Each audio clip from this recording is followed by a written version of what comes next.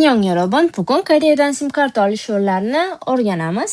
Xo'p, qani ketdik. Koreyadan sim karta ochish bo'yicha yo'riqnoma, qanday hujjatlar kerak bo'ladi? Agar uzoq muddat qoladigan bo'lsangiz, ID karta kerak bo'ladi. Qisqa muddatli tashrifda bo'lsangiz, pasport bilan oldindan to'langan prepaid sim karta olishingiz mumkin.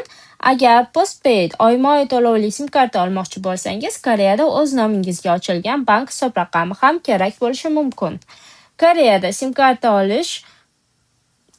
qanday olish mumkin? Agar qisqa muddatli tashrifda bo'lsangiz, 3 xil yo'li bor.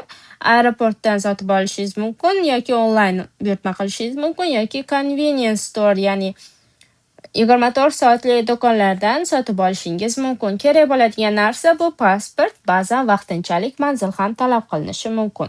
Uzoq muddatli yoki rezidentlar uchun agar Koreyada uzoq muddatda qolishni rejalashtirayotgan bo'lsangiz, ID karta va bank kitobchasi bilan Hyundai borib, sim karta yoki telefon rejasini ro'yxatdan o'tkazishingiz mumkin. Sim kartaning turlari 3 ta bo'ladi. Prepaid, ya'ni oldindan to'lanadigan, postpaid oyma-oy to'lanadigan, eSIM karta virtual sim kartaga bo'linadi. Asosiy sim karta kompaniyalari Koreyada 3 ta: SK Telecom, KT va LG U+. Arzonroq yoki maxsus variantlar ham bor. Bu Altelpon deb ataladi. Uni Chingu Mobile yoki Wuri Mobile'lardan chet elliklarga xizmat ko'rsatadigan joy bo'lgani uchun shu yerdan sotib olishingiz mumkin.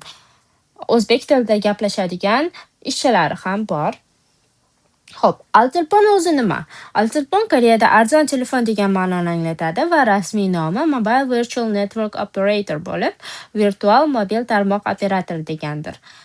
Altelpon operatorlari o'zlarining telekommunikatsiya tarmog'ini qurmaydi, balki SKT, KT, LG U+ kabi yirik operatorlardan tarmoqni ijaraga oladi va mijozlarga xizmat ko'rsatadi. Shunday qilib, aloqaning sifati ko'pincha yirik operatorlarnikiga yaqin bo'ladi, lekin narxi pastroq. Qayerdan sotib olishim mumkin deganlarga, mapga kirib, Hyundai deb qidirsangiz, sizni turgan joyingizga eng yaqin Hyundai chiqazib beradi. U yerga pasport yoki ID kartangiz bilan birga borib, sim kartani ro'yxatdan o'tkazib kelishingiz mumkin. Xo'p, avval Mejanga bormasdan turib ham o'zingizga kerakli bo'lgan tariflarni va kerakli bo'lgan hujjatlar, qanday hujjatlar kerak bo'lishini oldindan tekshirib olishingiz mumkin. Shu saytlar orqali va telefon nomerlariga telefon qilib, adashmasam ingliz va rus tilida gaplashadigan operatorlari bor edi. O'sha ingliz yoki rus tilida o'zingizga qulay bo'lgan tilni tanlab, shu operatorlar bilan gaplashib, o'zingizni qiziqtirgan savollarga javob olishingiz mumkin. Tushunarli bo'ldi degan umiddaman. Agar yana Koreya haqida bilmoqchi bo'lgan narsalar bo'lsa, kommentariyalarda yozib qoldiringlar. Keyingi videoni o'shalar haqida qilishga harakat qilaman. E'tiboringiz uchun rahmat.